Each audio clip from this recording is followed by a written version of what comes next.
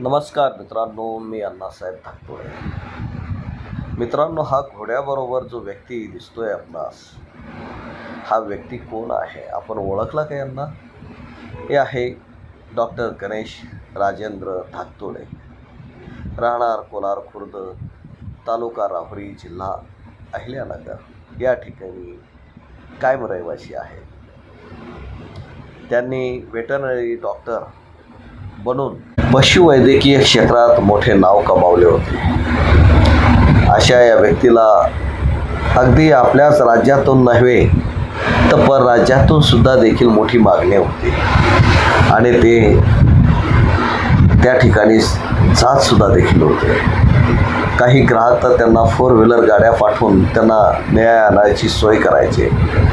परंतु एवढी सेवा करणारा व्यक्ती, पशु प्राण्यांबद्दल एवढं प्रेम असणारा व्यक्ती, त्यांच्यावर निष्णात वैद्यकीय सेवा पुरवणारा व्यक्ती, त्यांचा ज्यावेळेस एक करुण अंत झाला, याच गोष्टीने मनामध्ये वाईट वाटते. एवढं प्रामाणिक पुण्याचं काम करणाऱ्या व्यक्तीला परमेश्वर कसा घेऊन जाऊ शकतो?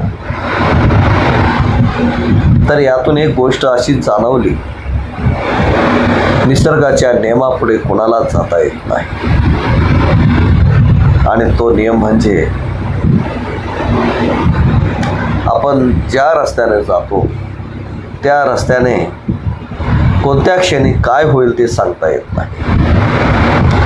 असेच हे गणेश धाकतोळे कोलारहून सिन्नर येथे व्हिजिटसाठी गेलेले असताना आणि सिन्नरहून कोलारकडे परतत असताना कोलारच्या आसपास जवळजवळ 1-1.5-2 किलोमीटरच्या अंतरावर एक काळा मळा म्हणून आहे की ज्याला पाची मोऱ्यासुद्धा शब्दप्रयोग वापरला जातो. अशा ठिकाणी एक शेतकरी डेअरी फार्म आहे. ठाकूर नावाचे ग्रहस्थ त्या ठिकाणी डेअरी फार्म चालवतात. त्यांच्या समोर हा अपघात घडल्याचे सांगण्यात येते आणि त्यासाठी आम्ही त्या ठिकाणी ग्राउंड रिपोर्ट घेण्यासाठी गेलो. तिथला ग्राउंड रिपोर्ट घेतला, पाहिली परिस्थिती आणि ते पाहून एकदम चांगलं ठिकाण आहे. ज्या ठिकाणी अपघाताचं असं काही दिसत नव्हतं की हे अपघाताचं स्पॉट मानला जातो आहे.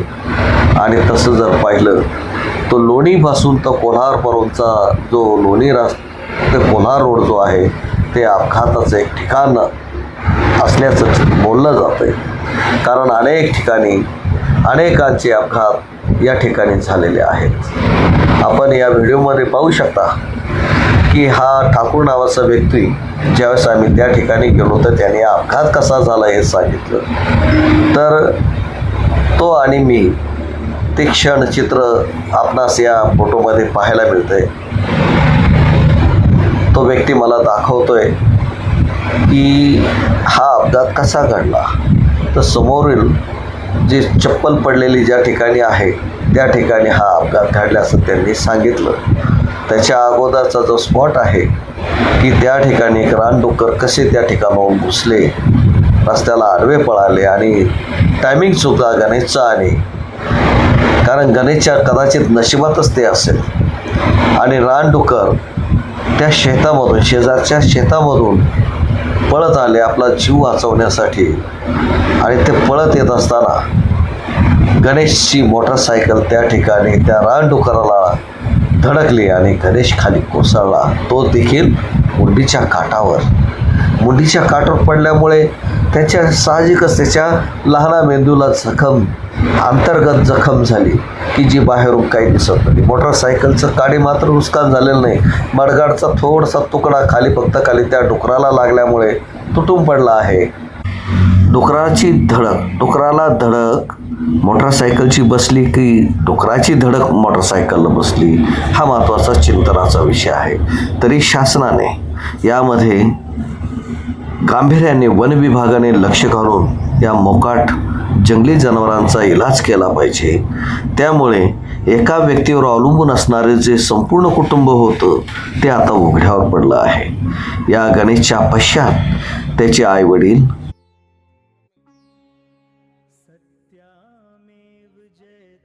त्याची बायको, त्याची 2 मुलं की जी एकदम छोटी आहेत. एक मुलगी पहिलीला आहे तर दुसरा सिनियर KG मुलगा आहे.